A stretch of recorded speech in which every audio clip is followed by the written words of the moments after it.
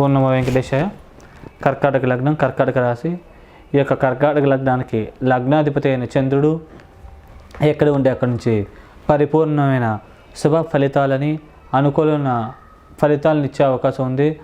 ఈ యొక్క చంద్రుడు లగ్నాధిపతి యోగకారకుడు కాబట్టి ఏదనుకుంటే అది చేయడానికి తగ్గ పరిస్థితులు క్రియేట్ అయ్యే అవకాశం ఉంది.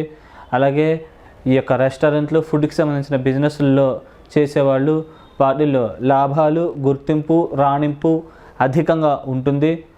మరియు ఈ యొక్క చంద్రుడు మనఃకారకుడు కూడా కాబట్టి ఈ యొక్క కర్కాటక లగ్నం వాళ్ళు మానసికంగా చాలా స్ట్రాంగ్గా ఉండే అవకాశం ఉంది. అలాగే ఈ లగ్నానికి ధనాధిపతి అయినటువంటి సూర్య భగవానుడు ఎక్కడ ఉంటే అక్కడ నుంచి కొద్దిగా మిశ్రమ ఫలితాలను ఇచ్చే అవకాశం ఉంది.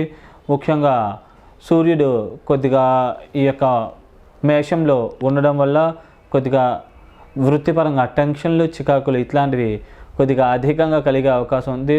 వాహనాలు డ్రైవ్ చేసేటప్పుడు 1-10 సార్లు జాగ్రత్తగా చూసి డ్రైవ్ చేయాలని, లేకపోతే వాహన గండాలకి, ప్రమాదాలకి గురయ్యే అవకాశం ఉంది కాబట్టి ఈ విషయాల్లో జాగ్రత్త ఉంటే మంచిది.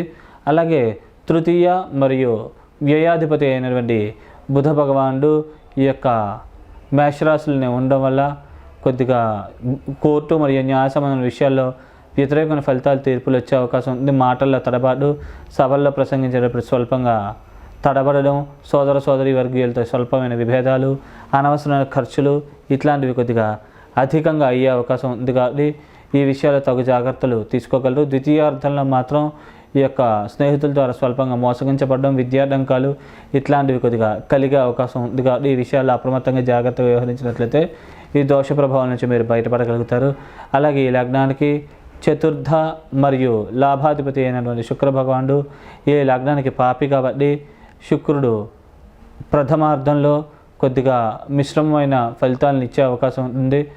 అలాగే కొద్దిగా ద్వితీయార్థంలో కొద్దిగా కంప్లీట్ అశుభకరమైన ఫలితాలని, పరిణామాలను ఇచ్చే అవకాశం ఉంటుంది. కాబట్టి జాగ్రత్తగా కొద్దిగా ఆచితూచి వ్యవహరించగలరు.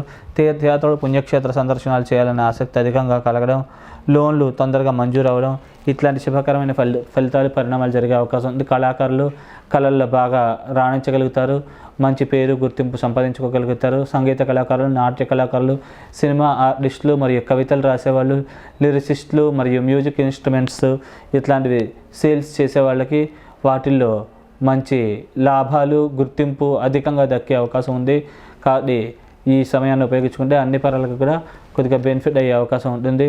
అలాగే ఈ యొక్క లగ్నానికి పంచమ మరియు దశమాధిపతి, కేంద్ర కోణాధిపతి, రాజయోగకారకుడు అయినటువంటి అంగారకుడు ఈ యొక్క భాగ్యస్థానంలో ఉండడం వల్ల భాగ్యాభివృద్ధి, నిల్వధనం పెంపొందడం, దైవికమైన బలం, శక్తి పెంపొందడం మరియు మాటతీరు బాగా మెరుగుపడడం మరియు సుఖ సంతోషాభివృద్ధి, భూములు, స్థిరాస్తులు వాటి యొక్క విలువ పెరగడం మరియు చేసే వ్యయం సద్వ్యయం కావడం మరియు వీసా, పాస్పోర్ట్ తొందరగా మంజూరయ్యి విదేశీ ప్రయత్నాల కోసం ట్రై చేసే వాళ్ళకి తొందరగా విదేశాలకు వెళ్ళగలిగే పరిస్థితులు ఏర్పడడం ఇట్లాంటి శుభకరమైన ఫలితాలు, పరిణామాలు అధికముగా జరిగే అవకాశం ఉంది. అలాగే ఈ యొక్క భూములు కొనాలనుకుంటే తక్కువ రేటుకి భూములు లభించే అవకాశం ఉంది. అమ్మాలనుకుంటే మీరు అనుకునే రేటుకు దగ్గరగా భూములు అమ్ముడే అవకాశాలు కూడా పరిపూర్ణంగా ఉన్నాయి కాబట్టి ఈ సమయంలో ప్రయత్నిస్తే కనుక అన్ని పనులుగా మంచి జరిగే అవకాశం ఉంది.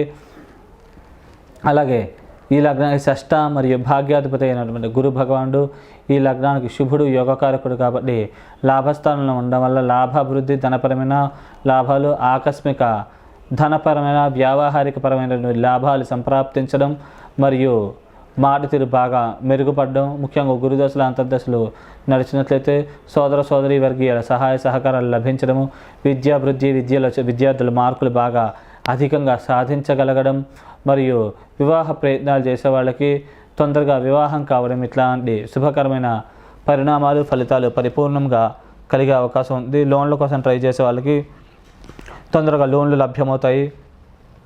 రావాల్సిన బకాయిలు ఏమైనా ఉంటే కనుక అవి ఈ సమయంలో వసూలు అయ్యే అవకాశం ఉంది కాబట్టి ఈ సమయంలో ప్రయత్నిస్తే 100% ఆ డబ్బులు వసూలు అయ్యే అవకాశాలు పరిపూర్ణంగా ఉన్నాయి. అలాగే ఈ యొక్క లగ్నానికి సప్తమ మరియు అష్టమాధిపతి అయిన శనేశ్వరుడు అష్టమ స్థానంలో ఉండడం వల్ల లీగల్ విషయాల్లో కొద్దిగా వ్యతిరేకమైన ఫలితాలు, తీర్పులు వచ్చే అవకాశం ఉంది. అలాగే కుటుంబ స్థానాన్ని పాపిగా చూచడం వల్ల కుటుంబంలో చికాకులు, మనస్పర్ధలు, ఇట్లాంటి మానసికమైన అశాంతి లాంటి అశుభకరమైన పరిణామాల ఫలితాలు కలిగే అవకాశం ఉంది. అలాగే స్వల్పంగా దైవికమైన బలం శక్తి తగ్గడము, పిల్లలకి చెప్పిన మాట వినకపోవడం, ఇలాంటి పరిణామాలు జరిగే అవకాశం ఉంది. కాబట్టి ఈ విషయాల్లో అప్రమత్తంగా జాగ్రత్తగా వ్యవహరిస్తే మంచిది. వృత్తి స్థానాన్ని చూడడం వల్ల వృత్తిపరంగా చికాకులు, టెన్షన్స్, మానసిక ఒత్తిడి ఇట్లాంటివి కొద్దిగా అధికంగా ఉండే అవకాశం ఉంది. ఉద్యోగం కోసం ప్రయత్నిస్తే కొద్దిగా మనకు 100% ఉద్యోగం రావాలనుకున్నది జీతాలు తక్కువగా ఉండి తక్కువ జీతాలు ఉన్న ఉద్యోగాలు లభించే అవకాశాలు ఇట్లా ఉంటాయి. కొద్దిగా కష్టం మీద లభిస్తాయి. కానీ నిరుత్సాహపడమాకనండి, మంచి ఉద్యోగం లభించే అవకాశం ఉంది. కొద్దిగా ఓపికతో, సహనంతో, సంయమనంతో వ్యవహరిస్తే కనుక అన్ని సమస్యలకి పరిష్కారాలు దొరుకుతాయి. సాధ్యమైనంత దైవికంగా ఆధారపడి అలాగే పెద్దవాళ్ళ నిర్ణయాల మీద వాళ్ళ యొక్క సలహాలు, సూచనలు తీసుకోవడం వల్ల దోష ప్రభావాల నుంచి కూడా బయటపడగలుగుతారు. అలాగే ఈ లగ్నానికి రాహు ఏమో 9వ ఇంట్లో, కేతు 3వ ఇంట్లో ఉండడం వల్ల ముందుగా రాహు అయిపోయి కేతు మిగిలింటే ఇద్దరు కూడా అద్భుతంగా యోగిస్తారు, మంచి శుభకరమైన ఫలితాలను కలిగజేస్తారు. సోదరి వర్గీయుల సహాయ సహకారాలు, బంధువర్గీయుల సహాయ సహకారాలు, తండ్రి వర్గీయుల సహాయ సహకారాలు ఇట్లా లభించి ఉన్న స్థితి నుంచి తొందరగా ఉన్నత స్థితికి వెళ్ళే అవకాశాలు పరిపూర్ణంగా లభించే అవకాశం ఉంది. కాబట్టి ఈ సమయాన్ని ఉపయోగించుకుంటే బాగా బెనిఫిట్ అయ్యే అవకాశం ఉంది. ఒకవేళ వ్యక్తిగత జాతకంలో ముందుగా కనుక కేతు అయిపోయి రాహు మిగిలి ఉంటే కొద్దిగా డబ్బు ఖర్చు అధికంగా కావడం, సోదరి వర్గీయులతో చిన్న చిన్న విభేదాలు, మనస్పర్ధలు అధికంగా కావడం ఇట్లాంటి అశుభకరమైన పరిణామాల ఫలితాలు కలిగే అవకాశం ఉంది. కాబట్టి ఈ విషయాల్లో తగు జాగ్రత్తలు తీసుకుంటే కనుక మిగతా అన్ని పరాలకు కూడా బాగుండి లాభించి యోగించే అవకాశాలు పరిపూర్ణంగా ఉన్నాయి. కాబట్టి ఈ విషయాలని గమనించుకోగలరు.